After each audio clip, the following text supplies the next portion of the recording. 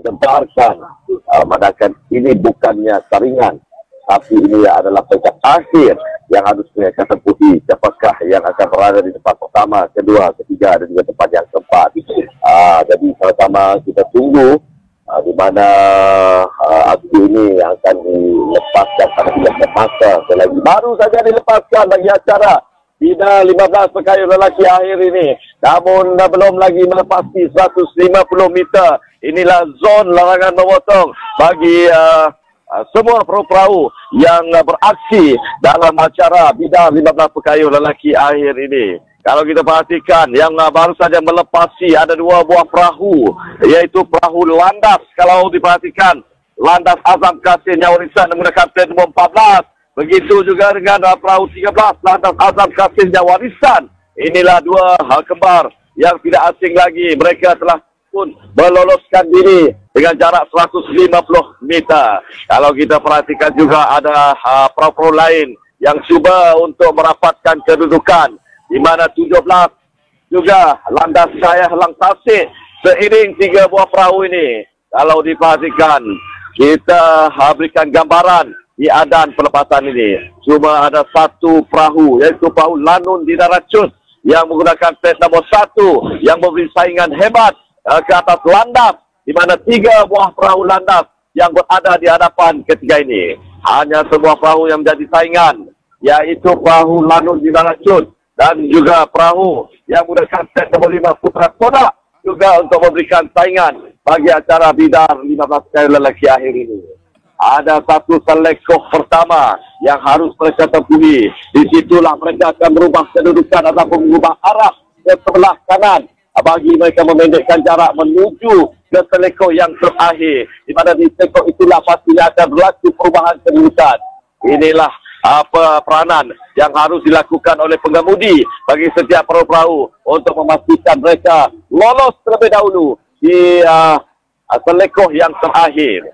Kalau kita perhatikan, hanya ada sebuah perahu yang sedikit berada di hadapan. Landas Jaya Helang Tasik meletakkan diri mereka di tempat yang pertama. Manakala belum dapat kita pastikan di kedudukan kedua, ketiga juga keempat, di mana ada 3 buah perahu yang bersaing untuk mereka menentukan kedudukan ataupun mengekalkan kedudukan. Namun harus kita perhatikan, Putra Todak menggunakan set nombor 5 cuba untuk menyaingi perahu Landas Jaya Helang Tasik, cuba untuk meminta perahu yang berada di hadapan. Ini seimbang kedua-dua buah perahu ini. Adakah Landas akan dapat mengekalkan kedudukan ataupun dipintas? Ini dia Putra Todak berjaya memintas.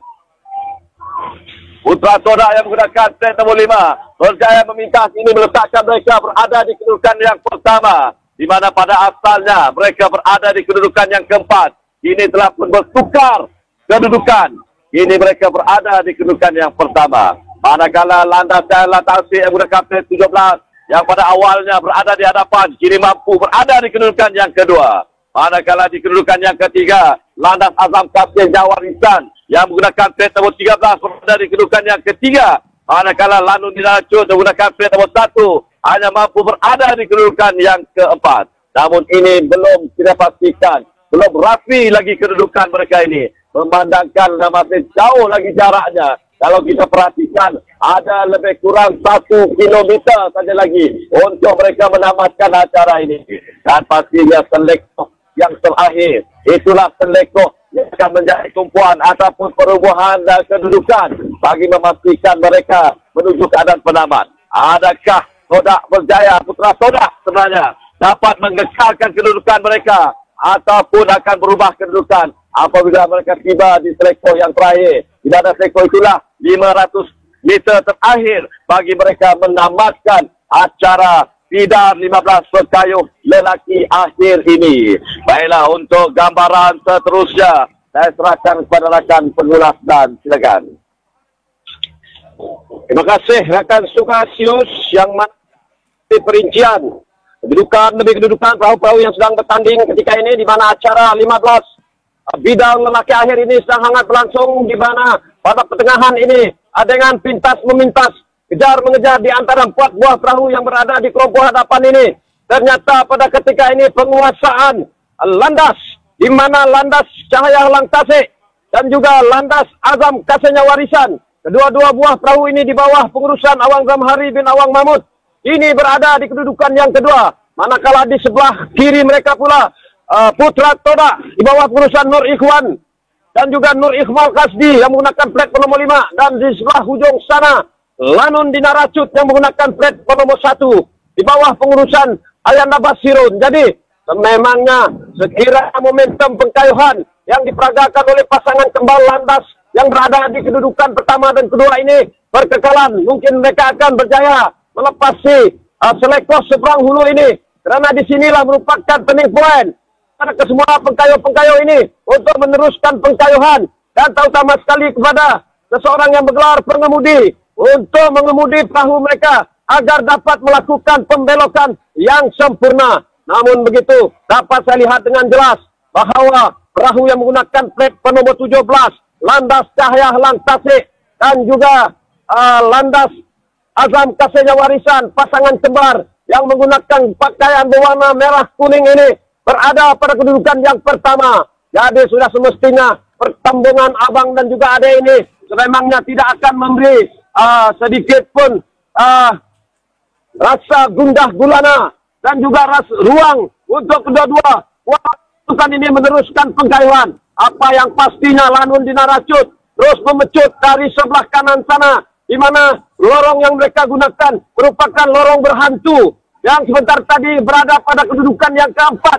Kini mereka di kedudukan yang ketiga. Jadi sudah semestinya pengurus Awang Zamhari bin Awang Mahmud akan tersenyum lebar apabila melihat pasangan kembar pasukan miliknya berada di kedudukan pertama dan juga kedua. Manakala Ayanda Basirun pastinya lega apabila berjaya menjejakkan kakinya ke podium untuk di kedudukan yang ketiga. Namun belum pasti lagi kerana Putra Toda yang pasukan yang bukan mempunyai nama-nama besar ini sedang mengintai peluang untuk memingkas pada jarak lebih kurang 50 meter dari garisan penamat. Jadi di sini kita dapat melihat aksi-aksi yang begitu dramatik, eksik yang begitu menarik dipamerkan oleh kedua-dua buah perahu ini di antara Putra Toda dan juga Lanun Dinaracut. Jadi sudah semestinya keputusan ini akan memberikan tugasan rakan tugas saya di bagian foto finish ini. Saudara Cegu Mazuki, Saudara Sylvester, Saudara Rakis, Saudara Paul dan juga Awang Hairudin. Jadi begitulah dramatiknya acara 15 akhir pengkayuh lelaki bidang 15 ini. Jadi untuk keputusan secara resminya kita kembali semali kepada rakan tugas kita Zaidi Dang dan juga Wan Ismail. Salam 21. Terima kasih Hamdan. Ya, lama bini dah datang situ berbunga-bunga ayatnya. Ya, Rabi. Nah macam apa dek dalam syair dapat ayat-ayat yang digunakan. Tahniah kepada pemenang-pemenang. Keputusan tidak rasmi ya. Yang saya sebut ni keputusan tidak rasmi. Di mana di tempat yang pertama jatuhnya kepada perahu yang menggunakan plat nombor 17. Tempat yang kedua perahu yang menggunakan plat nombor 13 iaitu sama juga landas Azam Kasih Warisan untuk tempat yang kedua. Tempat yang pertama landas Helang Tasik dan tempat yang ketiga foto finishnya tapi saya tangga air mata kasar saya ajaklah jatuh kepada plat nombor 5 lah. Tapi itu bukan keputusan rasmi ya. Keputusan rasminya Sidak Marshal masih nangga ulang supaya jelas lagi kedudukan untuk tempat yang ketiga ini menjadi.